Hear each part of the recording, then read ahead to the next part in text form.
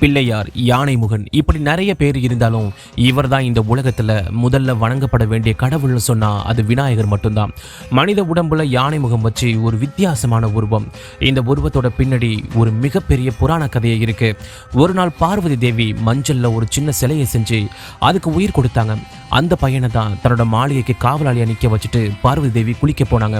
அந்த நேரத்துல தான் சிவபெருமான் பார்வதி தேவியை பார்க்க மாளிகைக்கு வராரு. உள்ள இருக்கிற பார்வதி தேவியை பார்க்க அந்த பையனை தாண்ட முயற்சி பண்ணுறாரு சிவபெருமான். ஆனால் விநாயகர் என் அம்மா உள்ள இருக்காங்கன்னு சொல்லி சிவனை தடுக்கிறாரு.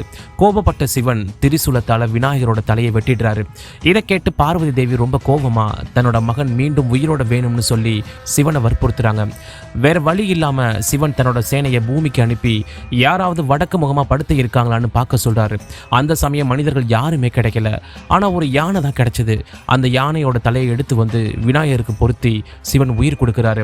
அந்த நாள்ல இருந்து விநாயகர் யானை முகத்தோடையும் அறிவும் சக்தியும் அருளும் நிறைஞ்ச கடவுளா வணங்கப்படுறாரு. இந்த உலகத்துல எந்த விஷயத்தையும் ஆரம்பிக்கிறதுக்கு முன்னாடி விநாயகரை வணங்கணும்னு சொல்லப்படுறது இவரோட பெருமையை நமக்கு எடுத்து சொல்லதான். இவரோட ஆயுதம் பரசு, வாகனம் எலி. விநாயகருக்கு இருக்கிற சக்தி மற்ற கடவுளோட கம்பேர் பண்ணும்போது இவருக்கு 150% சக்தி அதிகமாக இருக்கு.